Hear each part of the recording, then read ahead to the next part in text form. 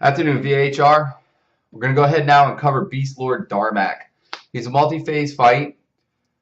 What we're going to do now is cover when we're going to do Hero, which is at 45%. We're going to cover the mechanics also of the boss, and then the three coinciding animals. Now, the way that the stage is laid out, the animals are in certain sections specifically.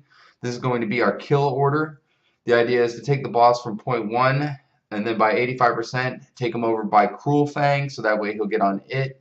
Then at 65%, we're going to rotate him over to Iron Crusher. And then finally at 45%, we're going to want him near Dreadwing.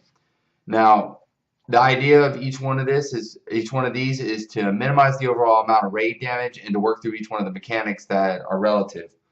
Now, starting with the mechanics of the boss, he has Call the Pack, which is basically a pack of animals are going to be coming out because he called them. What we need to do at that point is an MD, so we'll probably have a hunter or two responsible for that. And we'll probably have to do it where either we can rotate which tank gets it based on which one is fighting the boss at that point, or we can just do it in general and then, but be immediate about burning them down as soon as we see them. Melee and cleave AoE is going to be the big one. The idea is to misdirect it to a tank naturally that can take it over to where the melee group is, which will be towards the rear of the animal or the rear of Beastlord as we go through it. His second ability is Heavy Spear. It's part of an attack where he turns. The attack's name is Pin Down, so that's probably what you'll see on DBM. He throws 2 spears at a random range target. As soon as the spears are thrown, or at least that you know that you're being targeted by it, at that point what you need to do is be self-aware and move.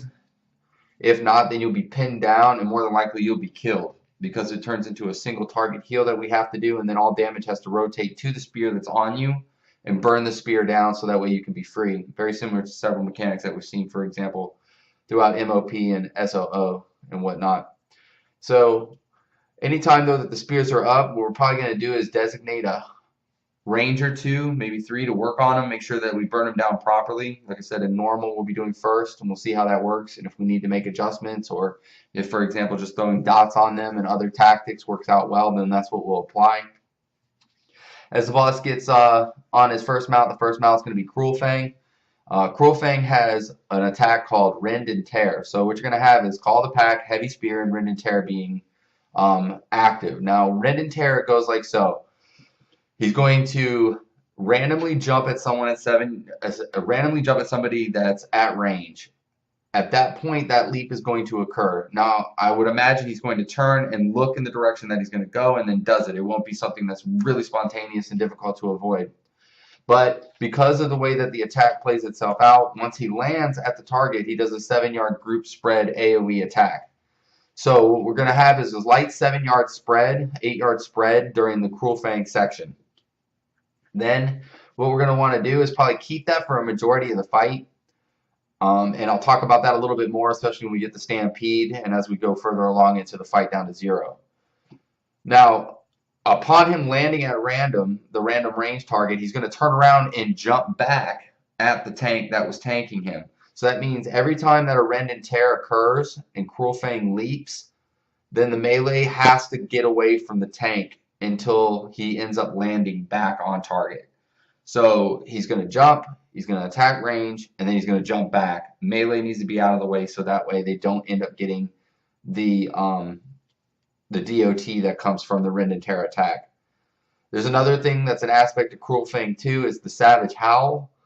It's basically an enrage. And what we want at that point is we'll designate a hunter or 2 specifically, and what they're going to have to do is shoot the target with the tranquilizer so that it'll calm it down. Now, proceeding from that point on, he'll go to the next one, and what we want to do is lead him over towards Iron Crusher. Now, Iron Crusher is an elk, and it does Tantrum, which is an AoE unavoidable raid-wide attack. So just expect them to start slamming on the ground or something of that effect, and then everyone's going to take damage. For healers, it listed to do like a moderate amount of healing. Next is Stampede. Stampede is very similar to Rend and Tear, but he's going to initially knock back the melee first, then go after somebody randomly in range, and the attack spreads to 15 yards.